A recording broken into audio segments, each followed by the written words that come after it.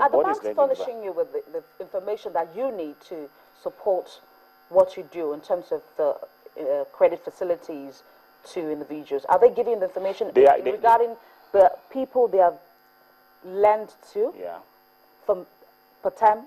Are they giving the information at the right time? Because that's very, very crucial. It's very crucial. And I really want to commend the central bank on this, because they really have done a lot to compel banks to submit this information. I can assure you that we are getting the information from the banks on all borrowers in the economy, both commercial and consumer or private individuals.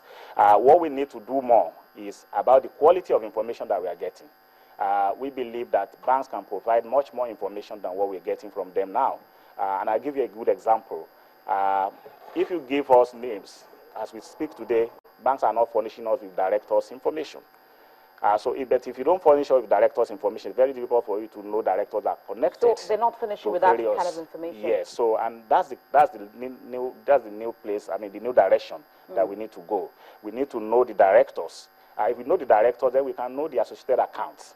So not just looking at one account, but in which other areas, in which other companies do these directors also have interest. And so that will enable them to know the associated or companies so they are not going, when they're doing their review, they are not just going to be looking at one company. They're going to be looking at subsidiaries, the associate, and all other things, all other companies that are associated or individuals that are associated with that particular account.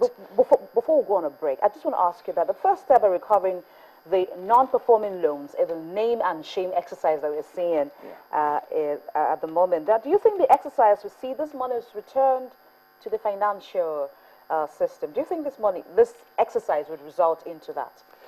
Well, what was the essence of the exercise? Just first of all, note that the exercise was regulator-induced. It was regulator-directed.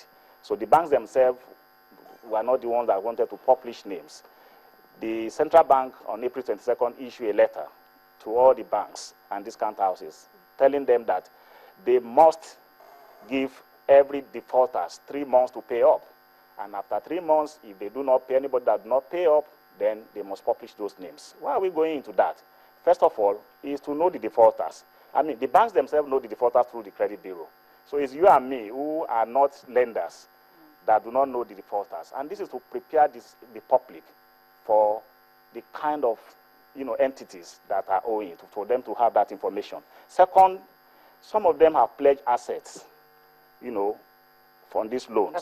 As collateral. So it's just also to warn the public that you should be careful because that asset that someone may give to you to buy may actually have been mortgaged, and therefore is not free of encumbrance. So it's already encumbered, so to say.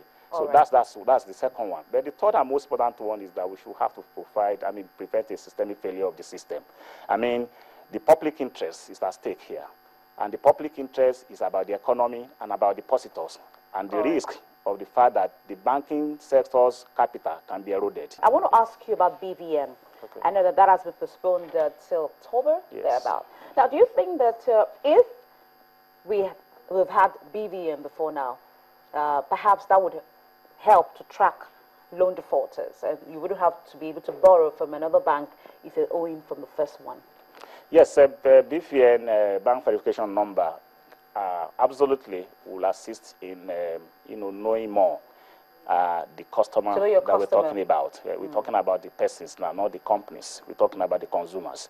So if you have BVN, and it's working very well, you are able to know in the various places that that individual has an account. So it will address... Or even the corporate bodies, too. Yeah, that's it. So because if you are a director and you must register a BVN, you must have a BVN, which you must also submit to the bank, even as a director of a company. So it assists in tracking people who have relationships to various accounts that I talked about earlier this morning. So that will definitely help.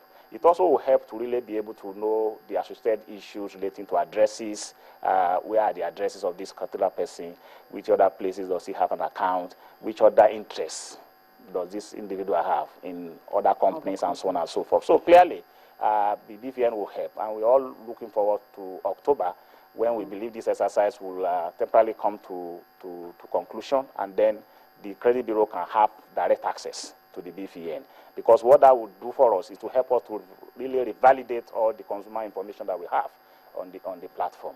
So today we have multiples of information, so you can check Tunde Pokuola and find maybe 15, 20 Tunde Pokuola. This Tunde Pokuola is a generic name in Yoruba land. So, but if I have the numbers, if my BVN is 1, 2, 4, 6, 7, 8, 10, so that is unique to me, and that will make it easy for anybody to track. So I just want to ask you, before I let you go, sorry, you get your fundings from commercial banks somehow, maybe the central bank.